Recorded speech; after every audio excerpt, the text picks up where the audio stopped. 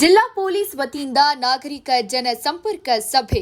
ದಾವಣಗೆರೆ ಜಿಲ್ಲಾ ಪೊಲೀಸ್ ವತಿಯಿಂದ ಇಂದು ದಾವಣಗೆರೆ ನಗರ ಉಪವಿಭಾಗದ ಆರ್ಎಂಸಿ ಯಾರ್ಡ್ ಪೊಲೀಸ್ ಠಾಣಾ ವ್ಯಾಪ್ತಿಯ ಹೂವಿನ ಮಾರ್ಕೆಟ್ನಲ್ಲಿ ಪೊಲೀಸ್ ಅಧೀಕ್ಷಕರಾದ ಶ್ರೀಮತಿ ಉಮಾ ಪ್ರಶಾಂತ್ ಐಪಿಎಸ್ ರವರ ಅಧ್ಯಕ್ಷತೆಯಲ್ಲಿ ನಾಗರಿಕ ಜನಸಂಪರ್ಕ ಸಭೆಯನ್ನ ನಡೆಸಲಾಯಿತು. ನಾಗರಿಕ ಜನಸಂಪರ್ಕ ಸಭೆಯನ್ನ ಪೊಲೀಸ್ ಅಧೀಕ್ಷಕರಾದ ಶ್ರೀಮತಿ ಉಮಾ ಪ್ರಶಾಂತ್ ಐಪಿಎಸ್ ರವರು ಉದ್ಘಾಟನೆ ಮಾಡಿದರು. ಪೊಲೀಸ್ ಅಧೀಕ್ಷಕರವರು ಸಭೆಯಲ್ಲಿ ಸಾರ್ವಜನಿಕರಿಂದ ಅಹವಾಲುಗಳನ್ನು ಆಲಿಸಿದ್ರು. ಸಭೆಯಲ್ಲಿ ಅಹವಾಲುಗಳನ್ನು ಸಲ್ಲಿಸಿ ಮಾತನಾಡಿದ ಸಾರ್ವಜನಿಕರು ಠಾಣಾ ವ್ಯಾಪ್ತಿಯ ಸೂಕ್ಷ್ಮ ಪ್ರದೇಶಗಳಲ್ಲಿ ಸಿಸಿಟಿವಿಗಳನ್ನು ಹಾಕಿಸೋಕೆ ಕೋರಿದ್ರು. ಕೆಲವು ಪುಂಡರು ಮಧ್ಯರಾತ್ರಿಯಲ್ಲಿ ಅನಾವಶ್ಯಕವಾಗಿ ತಿರುಗಾಡ್ತಾರೆ, ಇವರ ಮೇಲೆ ಹೆಚ್ಚಿನ ಗಸ್ತು ನಿಯೋಜಿಸಿ ಸೂಕ್ತ ಕ್ರಮ ತೆಗೆದುಕೊಳ್ಳಬೇಕು. ಬಾರ್ಡ್ ಕ್ರಾಸ್ನಲ್ಲಿ ಮಂಗಳಮುಖಿಯರ ದೌರ್ಜನ್ಯ ನಡೀತಾ ಇದೆ, ಸೂಕ್ತ ಕ್ರಮ ಕೈಗೊಳ್ಳುವಂತೆ ಸಾರ್ವಜನಿಕರು ಒತ್ತಾಯಿಸಿದ್ರು. ಕಳ್ಳತನ ಪ್ರಕರಣಗಳು ಹೆಚ್ಚಾಗ್ತಾ ಇದ್ದು ಪೊಲೀಸರು ಈ ಬಗ್ಗೆ ಕ್ರಮ ಕೈಗೊಳ್ಳಬೇಕು. ನಗರಸಭೆ ಸದಸ್ಯೆ ಶ್ರೀಮತಿ ಮೀನಾಕ್ಷಿ ಜಗದೀಶ್ ತಿಳಿಸಿದ್ರು. ಹೆಚ್ಚುವರಿ ಪೊಲೀಸ್ ಅಧೀಕ್ಷಕರಾದ ವಿಜಯ್ ಕುಮಾರ್ ಎಂ ಸಂತೋಷ್ ಅವರು ಮಾತನಾಡಿ, ಚಿಕ್ಕ ವಯಸ್ಸಿನ ಮಕ್ಕಳು ಅಕ್ರಮ ಚಟುವಟಿಕೆಯಲ್ಲಿ ಭಾಗಿಯಾಗಿ ತಮ್ಮ ಭವಿಷ್ಯವನ್ನ ಹಾಳು ಮಾಡಿಕೊಳ್ತಿದ್ದಾರೆ.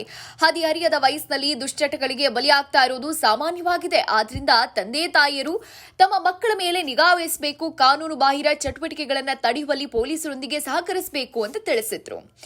ನಮ್ಮ ಮನೆಯಲ್ಲಿ ಬಂಗಾರದ ಆಭರಣಗಳು ಕಳ್ಳತನವಾಗಿದ್ದ ಸಂದರ್ಭದಲ್ಲಿ ಪೊಲೀಸರು ನಮ್ಮೊಂದಿಗೆ ಸೌಜನ್ಯಯುತವಾಗಿ ವರ್ತಿಸಿ ಧೈರ್ಯ ತುಂಬಿ ಬೇಗ ಕಳ್ಳರನ್ನ ಪತ್ತೆ ಹಚ್ಚಿ ನಮ್ಮ ಬಂಗಾರದ ಆಭರಣಗಳನ್ನ ಮರಳಿಸಿದ್ರು. ಪೊಲೀಸರಿಗೆ ಧನ್ಯವಾದಗಳು ಅಂತ ಸಾರ್ವಜನಿಕರು ತಿಳಿಸಿದ್ರು. ಪೊಲೀಸ್ ಅಧೀಕ್ಷಕರಾದ ಶ್ರೀಮತಿ ಉಮಾ ಪ್ರಶಾಂತ್ ಐಪಿಎಸ್ ರವರು ಮಾತನಾಡಿ, ಸೈಬರ್ ಕ್ರೈಮ್ಗಳು ಹೆಚ್ಚಾಗ್ತಾ ಇದ್ದು ಸಾರ್ವಜನಿಕರು ಆದಷ್ಟು ಜಾಗೃತರಾಗಿರಬೇಕು.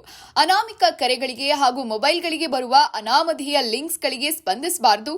ಒಂದು ವೇಳೆ ಸೈಬರ್ ಕ್ರೈಮ್ ಒಳಗಾದರೆ ಕೂಡಲೇ ಸೈಬರ್ ಕ್ರೈಮ್ ಸಹಾಯವಾಣಿ 1930ಗೆ ಕರೆ ಮಾಡುವುದು ಹಾಗೂ ಸ್ಥಳೀಯ ಪೊಲೀಸ್ ಠಾಣೆಗೆ ಹೋಗಿ ದೂರು ಕೊಡೋದು ತಿಳಿಸಿದ್ರು. ಒಳ್ಳೆಯವರಾಗಬೇಕು, ಒಳ್ಳೆತನದಿಂದ ಇನ್ನೂ ಹೆಚ್ಚಾಗಿ ಏನು ಈಗ ಭರತ್ ಕಾಲೋನಿ ಬಗ್ಗೆ ಬೇರೆ ತರ ಹೇಳಿದ್ರು ಅಂತ ಹೇಳ್ತೀರಾ, ಅದು ಬಿಟ್ಟು ಇಲ್ಲ ಮೇಡಮ್, ಪೊಲೀಸರು ಈ ಒಂದು ಮೀಟಿಂಗ್ ಮಾಡಿದಾಗಿನಿಂದ ನಾವು ಬದಲಾವಣೆ ಕಾಣ್ತಾ ಇದ್ದೇವೆ. ನಮ್ಮ ಯುವಕರು ಬ್ಯಾಡ್ ಹ್ಯಾಬಿಟ್ಸ್ ಬಿಡ್ತಾ ಇದ್ದಾರೆ, ನಮ್ಮ ಪೊಲೀಸ್ ಅವರು ಸರಿಯಾಗಿ ರೆಸ್ಪಾಂಡ್ ಮಾಡ್ತಾ ಇದ್ದಾರೆ. ಬೇರೆ ಯಾವುದೇ ಸಮಸ್ಯೆ ಆದರೂ ಇಮಿಡಿಯೇಟ್ ಆಗಿ ಅಟೆಂಡ್ ಮಾಡ್ತಾರೆ. ಇನ್ನೊಂದು ಹೇಳಿದ್ರು ಸಿಸಿಟಿವಿ ಕ್ಯಾಮ್ರಾ ಬಗ್ಗೆ ಇಲ್ಲಿ ಕಳ್ಳತನ ಜಾಸ್ತಿ ಆಗ್ತದೆ ಅಂತ ಹೇಳಿ.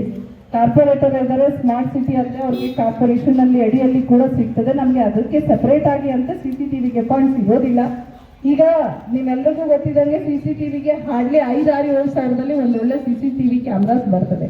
ನಾಗರಿಕರೇ ನೀವೆಲ್ಲ ನಿಂತರೂ ಕೂಡ ಆ ಒಂದು 2 ಏರಿಯಾಕ್ಕೆ ತಾವು ಮಾಡಿಸ್ಬೇಕಂದ್ರೆ, ಬಿಕಾಸ್ ಒಂದು ಸಿಸಿಟಿವಿ ಅಂತ ಹೇಳಿದ್ರೆ 5-6 ಜನ ನಿಮ್ಗೆ 24x7 ಆದ್ರೆ ಇವತ್ತು KTJ ನಗರದಲ್ಲಿ ಅವ್ನು ಮರಣ ಆಗಿದೆ. ಅವ್ನು ಯಾವುದೋ ಬೇರೆ ಊರ್ ಕಡೆಯಿಂದ ಬಂದಿದ್ದಾನೆ, ಅವ್ನು ಕುಡಿತಾ ಇದ್ದ, ಏನೋ ಆಗಿದೆ. ನಮ್ಗೇನು ಮೇನ್ ಇವಾಗ ಇನ್ಫಾರ್ಮೇಶನ್ ಸಿಸಿಟಿವಿಸ್ ಇದ್ರೆ ಆಟೋಮೆಟಿಕ್ ಏನೋ ಮಾಹಿತಿ ಬರುತ್ತೆ, ಅದ್ರ ಮೇಲೆ ಮಾಡ್ಲಿಕ್ಕಾಗತ್ತೆ. ಸೊ ಈ ತರ ಅಪರಾಧಗಳಾಗ್ತಾ ಇದ್ರು, ಯಾರೋ ಮಾಡ್ತಾ ಇದ್ದಾರೆ ಅಂತ ನಮ್ಗೆ ಇಮಿಡಿಯೇಟ್ ಆಗಿ ಬರ್ತದೆ.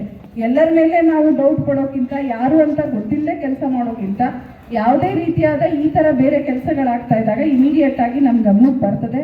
ಹಾಗಾಗಿ ತಾವು ಸ್ವಲ್ಪ ಇನಿಷಿಯೇಟಿವ್ ತಗೊಂಡು, ಅವರು ಕೂಡ ಕಾರ್ಪೊರೇಷನ್ ನನ್ನ ಕಮಿಷನ್ ಕೆಲಸ ನಡೆಸ್ತಾ ಇದೆ, ಅದು ನಿಮ್ಮ ಏರಿಯಾದಲ್ಲಿ ಇದೀವಾ ಇಲ್ವಾ ನನ್ನ ಗಮನಕ್ಕೆ ಇಲ್ಲ, ನಾನು ಚೆಕ್ ಮಾಡ್ತೇನೆ, ಇರಬಹುದು.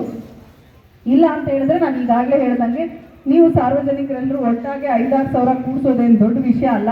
ನಿಮ್ಮ ಏರಿಯಾಗೆ ನೀವು ಮಾಡಿದ್ರಿ ಅಂತ ಹೇಳಿದ್ರೆ ಒಂದೊಂದು ಗಾರ್ಡ್ ಇಟ್ಕೊಂಡಂಗೆ 24x7 ಸಿಸಿಟಿವಿ ಹಾಕೊಂಡು ನಮ್ಮ ಏರಿಯಾನ ಗಾರ್ಡ್ ಮಾಡ್ಕೊಳ್ತೀವಿ. ಅಟ್ಲೀಸ್ಟ್ 1 or 2 ಸಿಸಿಟಿವಿ ಹಾಕೊಳ್ತೀವಿ ಅಂತ ಹೇಳಿದ್ರೆ ನಿಜವಾಗ್ಲೂ ಇದೊಂದು ಮೀಟಿಂಗ್ ಇಂದ ಒಂದು ಹೊಸ ತರಹದ ಏನಾದ್ರೂ ಬದಲಾವಣೆ ಆದಂಗೆ ಆಗುತ್ತೆ.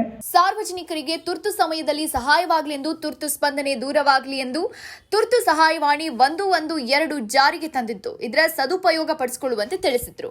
ಪೊಲೀಸ್ ಠಾಣಾ ವ್ಯಾಪ್ತಿಗಳಲ್ಲಿ ಪೊಲೀಸ್ ಬೀಟ್ ವ್ಯವಸ್ಥೆ ಇದ್ದು, ಪೊಲೀಸ್ ಬೀಟ್ ವಾಟ್ಸ್ಆಪ್ ಗ್ರೂಪ್ಗಳಲ್ಲಿ ಸೇರುವ ಮೂಲಕ ತಮ್ಮ ಬೀಟ್ ಪೊಲೀಸ್ ಸಿಬ್ಬಂದಿಗಳ ಬಗ್ಗೆ ತಿಳಿದುಕೊಳ್ಳಬಹುದು ಹಾಗೂ ಬೀಟ್ ಸಮಸ್ಯೆಗಳನ್ನ ತಮ್ಮ ಪೊಲೀಸ್ ಬೀಟ್ ಸಿಬ್ಬಂದಿಗಳಿಗೆ ತಿಳಿಸೋಕೆ ಸೂಚಿಸಿದ್ರು.